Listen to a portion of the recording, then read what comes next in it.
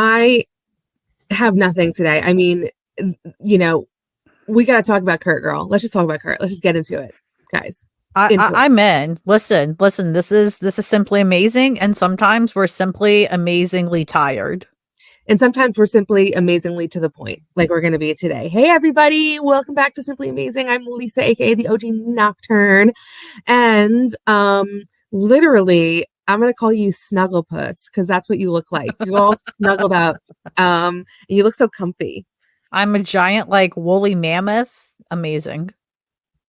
No, that was Snagglepuss. You're Snugglepuss. Oh, so I'm his cousin.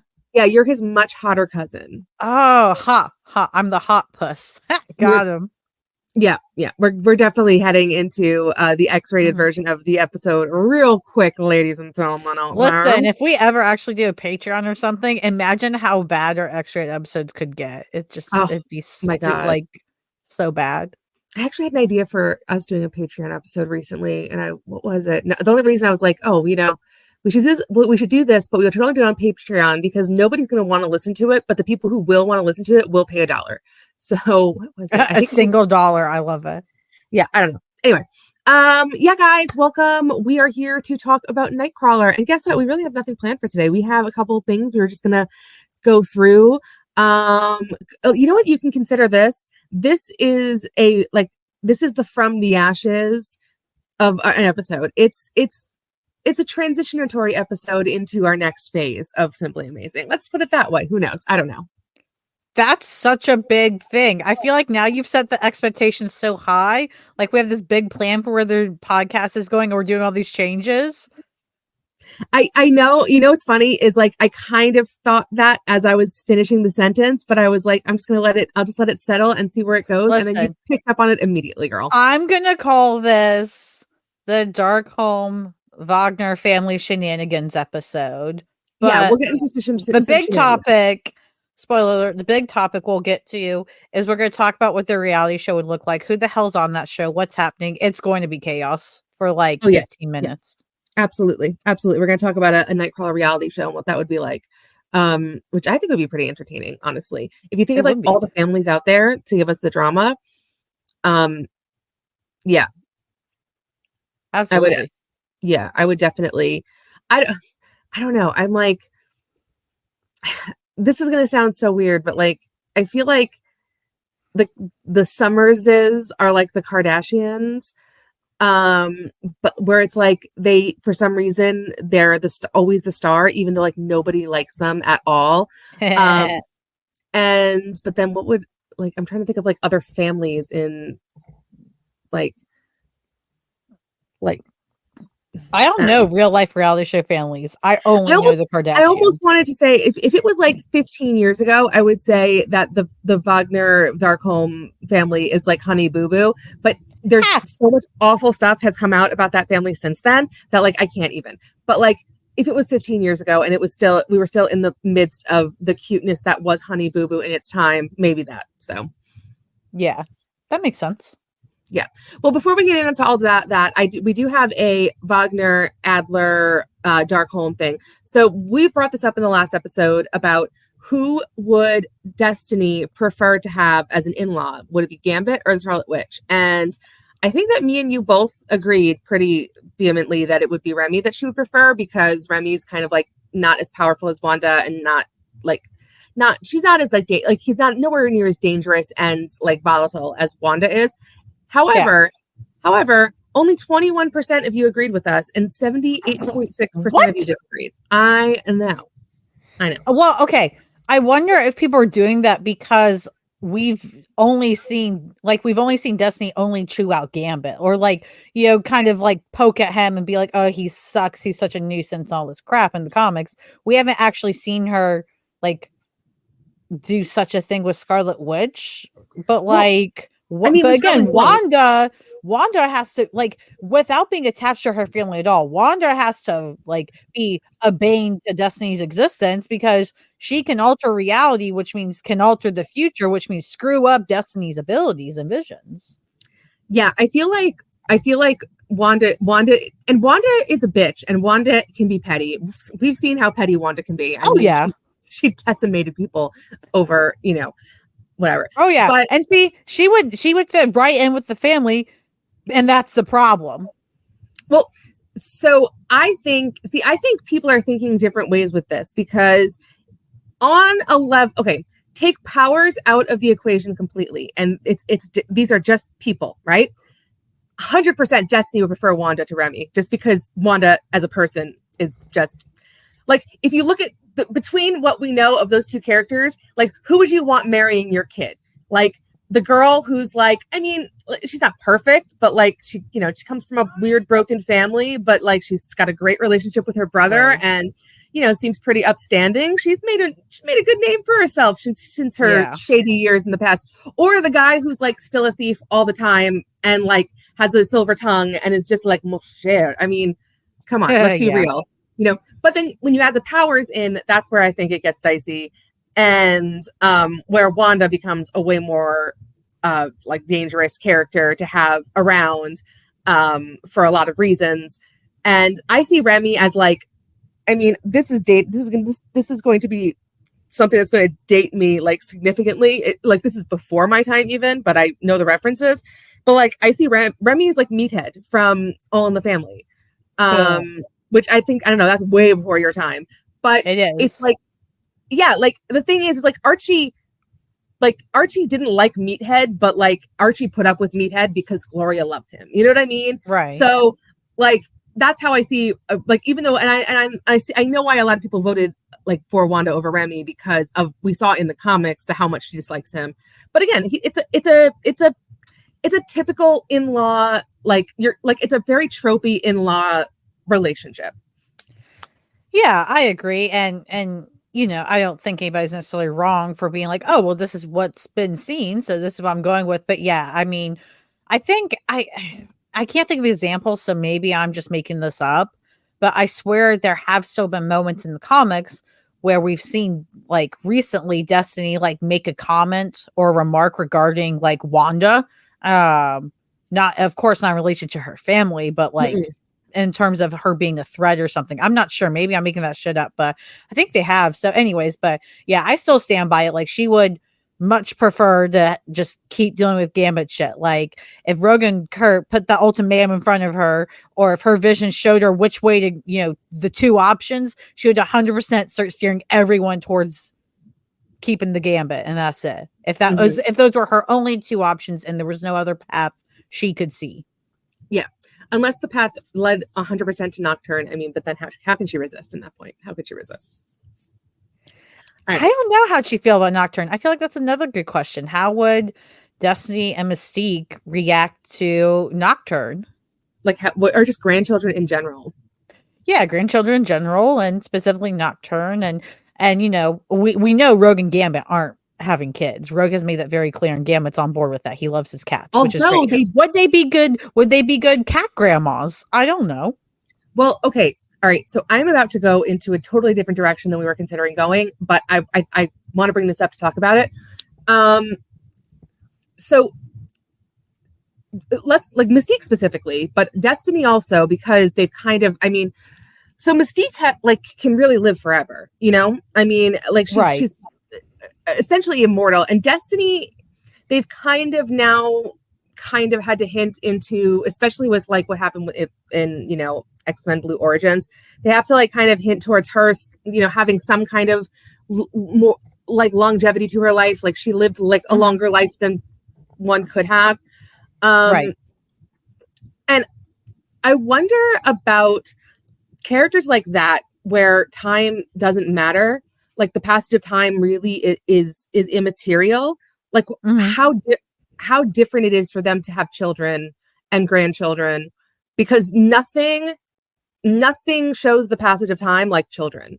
I mean, I only have nieces, and it's like one of those things where I think about, how like it's not that long ago that I didn't have any nieces or nephews, right? But in that small amount of time, so much has happened, and they've changed so much, and it's hard to ignore that, right? I don't know. I'm so curious about that, but at the same time, none of them raised any of their kids except kind of Graydon Creed. So yeah, it's an interesting. I don't know. No, that's a really good point you bring up. I think I think that would be an interesting story to, kind of see, how they'd react to having like a grandkid, and maybe they don't care at first. Maybe they're oblivious to it, or maybe they're disgusted or what have you. Any of those options, but eventually they kind of meet the kid, and even if at first they're still like, ah, nah, fuck this kid, but as they get older, they're just like, holy shit, like you said, like, I don't know anything about this kid, and I still feel weird about this or not great or whatever, but wow, like they were just so small when I last saw them. Now they're huge, and like you said, just creating that, wow, time really does pass. And in general, I think with the passage of time with them, especially with Mystique, like we've talked about this before, like we don't know anything about Mystique's past. Not Mhm. truly. We really do not. The closest we've gotten now is seeing how her and Destiny meet. But what about before that? All the years before she met Destiny, what was she doing? Who was she? All these different things. And especially the fact now with the new canon that Mystique, uh you know, what I'm remembering everything wrong. Yeah, the baby was born and all that, but they both kind of shared the pregnancy in a way like that. All of that creates new meaning. So yeah, I think you took it to the next level. Like it would be really cool to explore that with them, and you could do that through grandkids. Yeah. Well, okay, so I'm gonna take this even one step further, guys. I mean, we're going through the looking glass here, people. Um, this whole situation now kind of creates like this almost like Back to the Future-esque paradox, like I'm my own grandpa type thing. Because like Mystique could have like, okay, Kurt's not necessarily like they said in the comic that there had been pregnancies before Kurt. So there are other kids out there, right? And we know, I mean, Graydon came after, and like, I know Destiny's got other kids too, because you have Blindfold or whatever. Um, but my question is this. Okay, so let's say like Mystique had a kid, 40, 50 years ago, and that kid has had a kid, and then that kid has had a kid. And I'm just like, what's to stop these kids from all accidentally having sex with each other and it becoming a mess? That's what I'm saying. It's the X-Men. It is the X-Men. Yeah, and I mean, unfortunately, that is a reality for some humans today, which is very unfortunate, to say the least. But yeah, I mean, I think in general, like, yeah, like the family tree is bigger than we all realize, and Mm-hmm. no, it is so much bigger.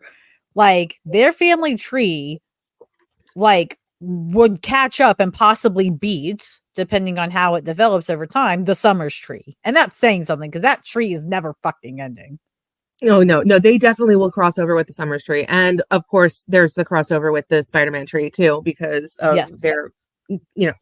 Um. All right, shifting to something totally new now, but we're gonna stick with the Mystique. I think I'm gonna throw this out there. I think of all the X-Men characters that should have a solo movie, Mystique is one. I agree because there's so many different ways you can go with that film. It can be spy espionage. It can be you can do horror with her for God's sakes. You can do a lot with her I want them to backstory. I want them to do with her what they did with Wonder Woman in DC. I want to see her through history. I want to see and I That'd be and really I cool. and I don't necessarily mean to the fact of I want us to go all the way back to like when she was a kid, and I don't need to see that because that is still a mystery to us. I would love for us to even just get started in the late 1800s when she meets Irene, and like let's play with that. And I think it would be so cool to see, like a Mystique, solo movie involving her and Irene. Honestly, okay, guys, I'm throwing it out there. This is what I would do if I was in charge of the MCU. I would take like the tentpole characters and give them solo movies to set up for. Well, maybe not all of them. I don't know. I don't know if I'd want to. I don't know who would want to watch an Xavier solo movie. Um, but No, I think no, I like the idea of Mystique because that's one thing they've never gone right with Mystique's character. Like no one, mhm. no writer, no film, no TV. is they treat her like a sidekick character, essentially.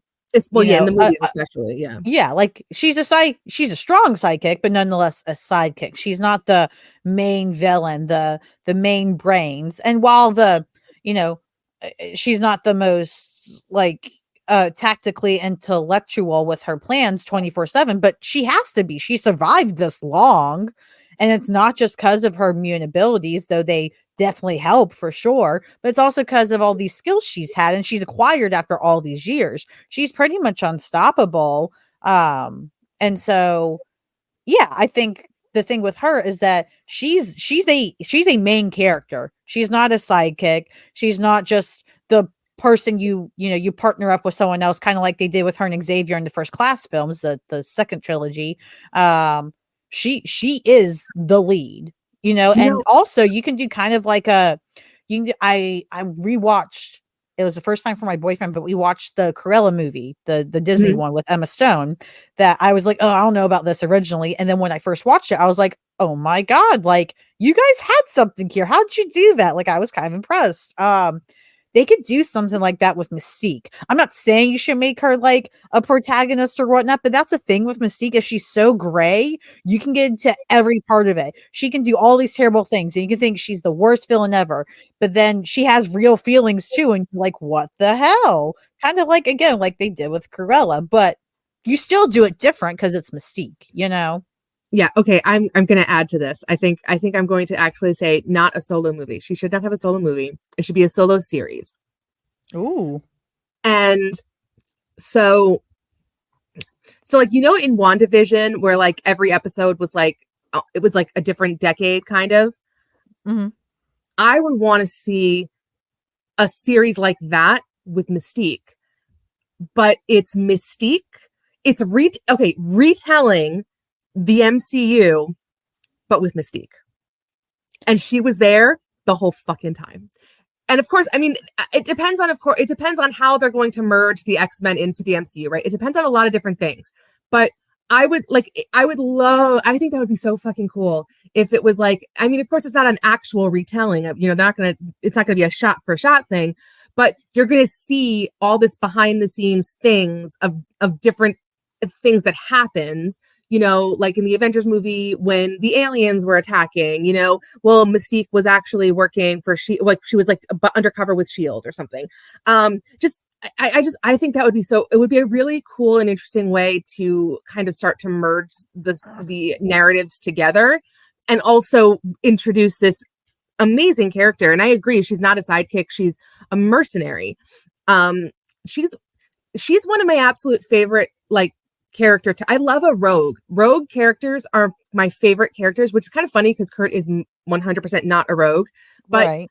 Outside of Kurt, like, you've got Mystique. I love Mystique. You've got Gambit is a perfect example of a rogue.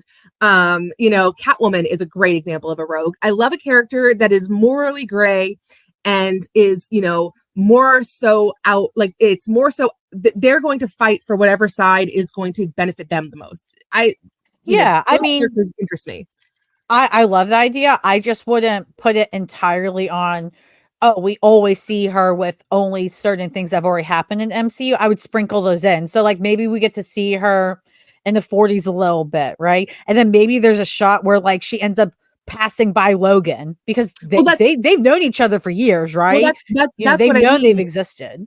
Yeah, but that's what I mean. Like, we start way back even before, but we work our way all the way through, like, Captain America and, then the 60s and whatever else is going on. And there's a lot of, someone brought this up because there's like two different theories as to how JFK died based on now the MCU versus the X-Men movies. And I was like, all right, this is giving me a headache. It's giving me a fucking brainworm is what it's giving me. But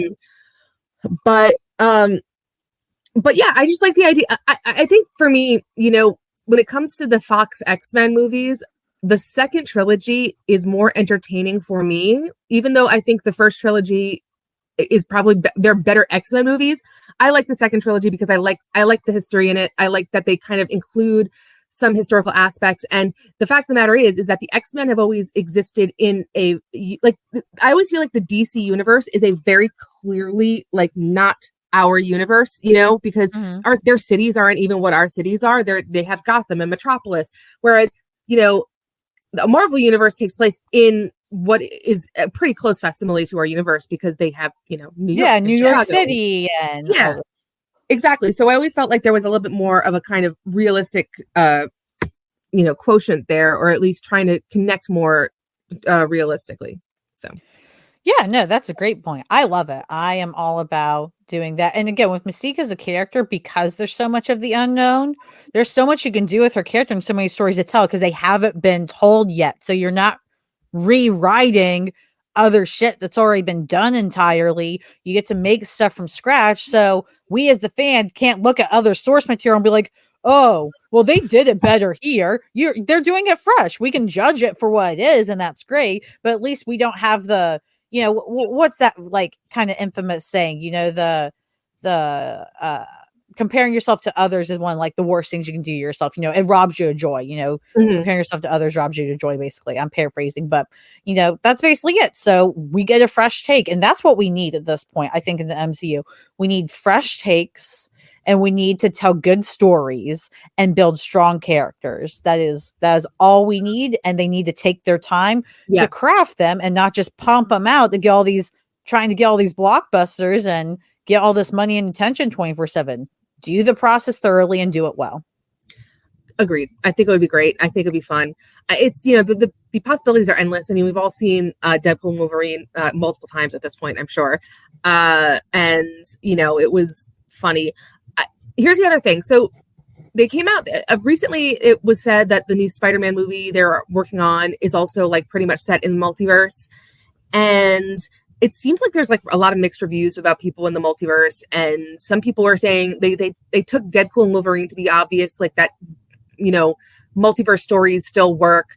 But I kind of took Deadpool and Wolverine actually to be like the death of multiverse stories. I don't know. There was something about it I for think me. I think they made that direct at some point. Like I think Deadpool makes a comment about that. So I think it was more Yeah, direct than people like realize. And honestly, I'm fine with that because again, I think Marvel and the MCU, they went too big too quick and they didn't do it to me gradually enough. Like not to go completely off the rails or talk too much about it, but I believe they shouldn't have done the Infinity Saga to end up the first giant phase or mhm, whatever, the first finishing it. They should have not done just the Civil War movie and thrown that off just to make money, just to compete with Justice League. They should have saved Civil War as the climax of the first three phases. They should have made it two films, done it closer to the comics, but they still changed some things, but you still have Iron Man and Cap fight. You can have people die because that happens in Civil War. It's a crazy event. And at the end of it, you can make it happy however you need to. And then you get to the next phase. And the next phase after is the cosmic phase. That's when you set up these other cosmic characters. And now the next saga, I guess, you get to fully expand on it. And then you have a greater build up to Thanos and maybe even another cosmic villain. But they did it too soon. And I'm mad. It's but fine. okay. So here's why: because they didn't have the X-Men. So Yep. they didn't. So they didn't have the X-Men. They didn't have the Fantastic Four. They didn't have Spider-Man. So they were missing such major parts of this. Like, let's be real, Civil War is as much about mutants as it is about the Avengers. In fact, I would That's say, true. like, you know what I mean? It's because I personally find the story of Civil War to not hit as hard without mutants, because the idea of a superpowered being registration act, you know, it's very different to say, hey, everybody who's ever tattooed themselves, right?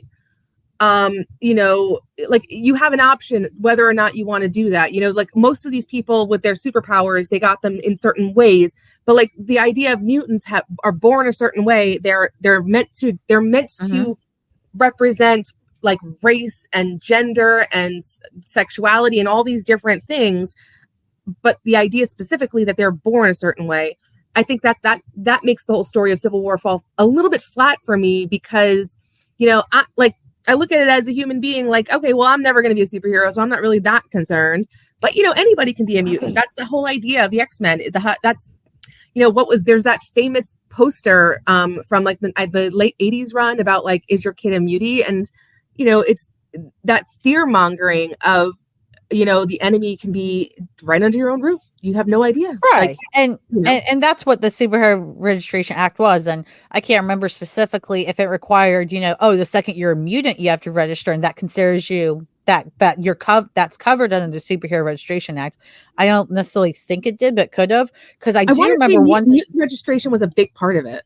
Yeah, so it might have been, but I do remember one specific moment during Civil War where Tony goes to Emma Frost and basically tries to get her to be on his side because she's running all the shit at the time with the mutants, or at least a lot of it.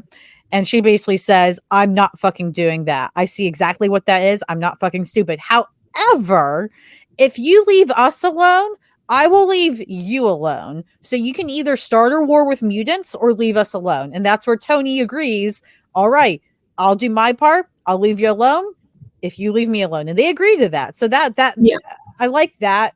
Not that I agree with that decision for Emma Frost, but I like that you also get to see that side. Like, a lot of people will think with adding the mutants and, oh, well, clearly they're just going to be completely on, Steve's side 1,000%. Like, fuck this, we're going to destroy it now. And Emma's clearly against it, but she's also not going to go barging down humans' doors to stop it. As long as she and her mutants are fine, she's out of it. And I'm pretty sure that's a really interesting side. That's her very famous speech about where were you where our babies burned, I think, right? Yes, I think you're correct. Yeah, that's a really great moment. She ripped into him. Yeah, she did. But was still a very specific choice she made, which was very interesting.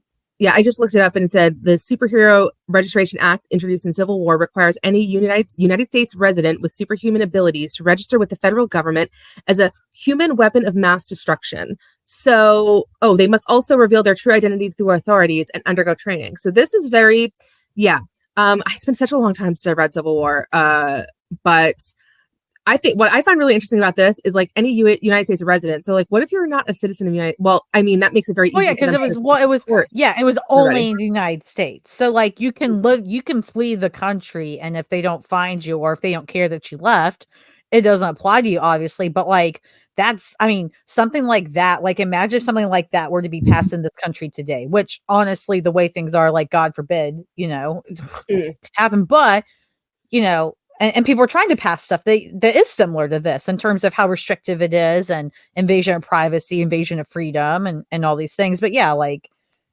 anyways, sorry to go on a Civil War tangent, but I think that would be interesting. And again, and also I think in general, they need to split the divisions. I think they need to have a ground division and cosmic decision. And the cool thing with the X-Men, though, like you said, they didn't have the X-Men, right?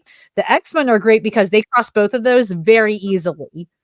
In both those spots, whereas like other groups, they can technically cross over into cosmic, but you really have to pull it, or they really don't go there. Like Mean Girls, does she even go here? X-Men, it's no question, they're everywhere. What I love about the X-Men is like, they don't just meet an alien, they fuck it immediately. I mean, like, her included.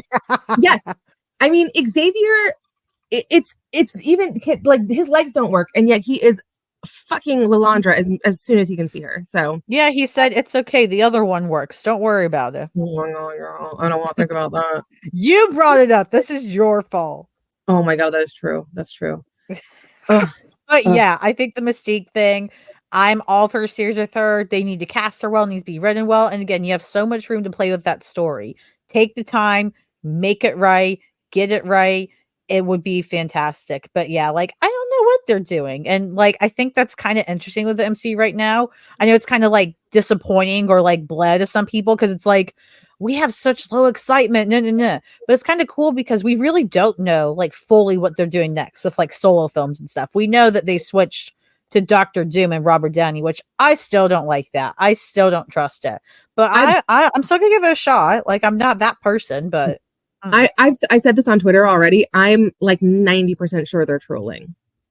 Like, I wish they would, because like, and I don't mean that they're trolling as in like he's not going to play Doom. I mean that, they've been going so hard with the multiverse stuff, and like we've seen it. Now here's the thing. This is not me saying Exiles is going to happen. Don't get me wrong. This is not me saying that. However, what I'm saying is that in Exiles, there is a Doom that is a Doctor Doom, like a Tony Stark Iron Man Doctor Doom.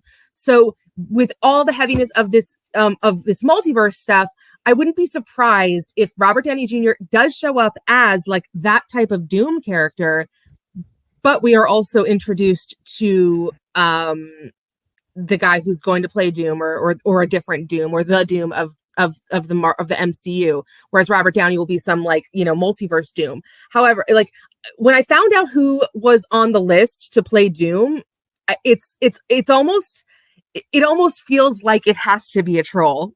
Did you hear about who they were going to cast? No, who? Oh my God, the guy who played Hannibal. What's his freaking name? Oh yeah, I know who you're talking about. I know him. I don't remember his name, but I know exactly how he looks.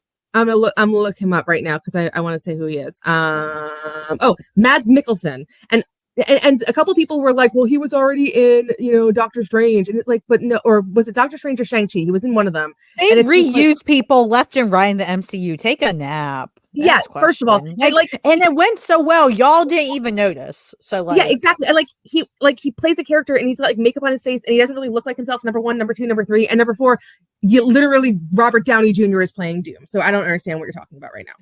Yeah, no, I'm gonna just listen. I know you're not saying it, but too bad. We're getting manifested. The Exiles are coming. We don't know when, we don't know how long, but they are coming. Thank you for coming to our TED Talk. 100%. I will say, like, when we were talking about the multiverse a minute ago, I think a lot of us are feeling the fatigue of the multiverse, but I think the one thing the multiverse is going to like be the gift that keeps on giving is that, just because we've opened up the possibility of the multiverse doesn't mean that we need to keep playing in the multiverse. Eventually, we can all pull back and all get back in our sandboxes, but we can still tell stories in the multiverse, and we can still have, one-shot movies taking place in a certain universe. And there's so many different things, so many storytelling things have been opened up this way that I'm very happy for that. But I do agree in a way that, we got to kind of dial it back a bit. We don't need, I don't need another movie where Spider-Man meets 500 other Spider-Man. Like we did it. I cried. I loved it, but I just don't need it again. Yeah. I mean, I think I've said here before too, like nobody is learning from stuff that's been done still fairly recently that was very successful, like the Arrowverse. Again, it was CW show, so they didn't have a lot of money, so the effects weren't the greatest. Okay, get rid of all that shit. They had a great general formula for a few years in terms you have your own separate shows telling their own stories, and then every once in a while they did a huge crossover, which took a lot on everyone involved. Those were incredibly hard. And then they went back to do their own things. Every once in a while, they throw in some little Easter eggs from other shows for people that paid attention to have fun with. And every once in a while, they do some smaller crossovers too. But past that, everybody still told their overall stories. People, Marvel and DC both. And the crazy thing is DC didn't learn from their own model. They did that. Like DC, that was DC. And they haven't learned from their own model. So if DC won't learn from it, Marvel, like, I know you have everything, but like, if DC is going to throw their own stuff away and not care, you might as well take the formula. Who gives a shit? Like, I just want good superhero shit. Like Marvel, DC, otherwise, I want both to be successful, but fuck, man, none of y'all are learning. None of y'all. I agree. Well, but I would like to learn from you, Lisa. What's that? With the Nightcrawler reality show, with the Darkholmes, the Wagners, all of them. Who is your main cast, and who are your like top supporting characters you can currently think of? Okay, so I'm going to go with characters in the 616 universe, so I'm taking Nocturne out of it. And I'm going with stuff that I'm going to stay canon to it, so I'm not going to have Wanda show up, right? Wanda can definitely be like she'll show if she can show up if there's a reason for her to show up, but I'm not going to like make her a regular, right? So it would probably be okay. So let's do it real world style. It's going to be Kurt and Logan, obviously. Mystique will be there because she is Kurt's father/mother and also has fucked Logan. Who else? Destiny's like comes like she's a secondary character. She like comes and goes. Mm-hmm. It makes sense for her character. Yeah. Who else? Rogue and Gambit are like secondary characters too. They come and go. I'm looking for like the highest drama I can possibly get in like the main cast. Graydon Creed, maybe. Yeah. He lives there. He has to live at the house. He lives in the basement. I feel like you can throw Kate in there too. Kate Pride Kitty, like she can find anything, honestly. If somebody pisses her off, she gets sassy enough, you know. Damn, I just thought of someone and I lost it. I have to remember. It was a good one too. I don't know. I'm like, this is so much harder than I expected. Oh, Storm has to be a member, whether supporting or otherwise. I think supporting more, but she has to be there. Oh yeah, she'll be there. You know what? Make Kate Pride and Colossus main characters. Okay, that works for me. Oh my god, and we got to put Rachel in there too, because just for the. And you know what? Ileana is there too. Now it's fully chaotic just with that. Yeah. And Brian and Megan show up every once in a while too, and that gets weird. Okay, yeah, this is getting. And the Bamfs. We can't forget the Bamfs, everyone. That is true. We can't forget the Bamfs. Speaking of Real World, did you know that the guy who created who co-created Nocturne was on the Real World? I did not. That's wild. Yes, he met his wife there. In fact, they met on the Real World. Oh, that's amazing. Real World San Francisco, I think. Yeah, that's amazing. Yeah, little bits and pieces of things. Yeah, that happen in the world, you know. Yeah, I think that some of the Spire people have to show up because Kurt just can't help himself. He wants to know how they're doing, and then he gets involved in that chaos. Silver Sable will show up at this point. That's just how it is, guys. I clearly make the rules, and I'm fine with that. All right, I'm changing the show. Okay. Changing the show. It's not a Real World show. It's a dating show. It's like I love it. It's The Bachelor. So it's Kurt's The Bachelor, and it's hosted by Logan. I love it. Yeah. Supported. And it's got all his girlfriends and then some other girls who are just friends, and everyone's there. Yeah. And then Logan still is just mad the whole time, even though he's the one hosting. Yeah. And the episode that gets the highest ratings is the episode where they all have like a sit down together and they have to talk about how they first met Kurt. And it's Amanda's turn. Cool. No. And then they all find out that they're actually sister and brother. I like this idea. I'm in. And then here's how Mystique shows up. So because she has to watch her son go through this process and she wants to be there to make sure he picks the right girl that she likes. She does it in the most fucked up way. She shapeshifts into one of the girls that's an option for him, doesn't tell anybody, obviously, and just keeps playing it up until at some point she just snaps and like reveals who she really is. And Kurt's just like, are you fucking kidding me? Girl, more of this family shit. That literally happened in the comics. What are you talking about? I just think it would be funny. No, that literally happened in the comics. That literally happened in the comics, but not to Kurt, to Gambit. See, it's even better. See, Gambit, you're getting out of it this time. It's Kurt's turn. Exactly. So I have an idea for this. So basically what ends up happening is the whole thing comes out with Amanda and Kurt being brother and sister. And they're all like, and all the girls are later like talking together. And like Kitty's like, I don't know, like maybe it's because they're German. And Silver Sable is like, you stupid fucking American. I'm European. Why do you think just because they're European? Because it's fucking, like, and it becomes like a big divide between the American girls and the European girls. And Cerise is like, I'm a fucking alien. I don't give a shit. I love it. Yeah. It's I like that idea. I love the idea of the Bachelor X-Men. I love it. Guys, let us know if you like the idea to do it the first season with Kurt, and let us know who you'd like to see as all his options. Totally agree. Well, thank you guys for joining us for another fabulous episode of Simply Amazing. I was like, Kit Kat. Sorry, I just ate a Kit Kat. That's what I'm talking Oh, about. okay. I was like, Kit Kat, what? Mm-hmm. So yeah, this has been another good episode. We got some plans for coming up. Nothing big and exciting. I mean, Eventually we will. We're both just getting through the summer. Yeah, there's a lot of stuff going on in our personal lives, but we're doing our best. We're trying, and that's all that matters. Yeah. Freaking men. But we're actually planning on doing a little read of a comic series that's a little bit older and Kurt adjacent. So that's going to be coming up soon. Yeah. That'll be exciting. But Lauren, where can they find you? Twitter at friendly MBHDBI. Same thing on Instagram. I'm trying to be on social media less. So if you reach out to me and I don't get back to you for a while, please don't take it personally. I'm literally just not feeling the vibes lately. So I'm trying to save my brain.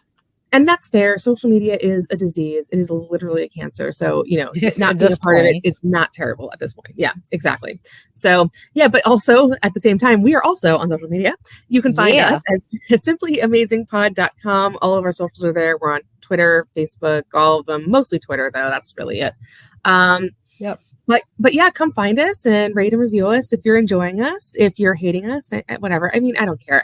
I say that I always try to make a stupid joke and I can never make a joke. I don't know why I even try, But if you're out there listening and you are thinking to yourself, well, my family is crazy. Oh, well, you're simply amazing.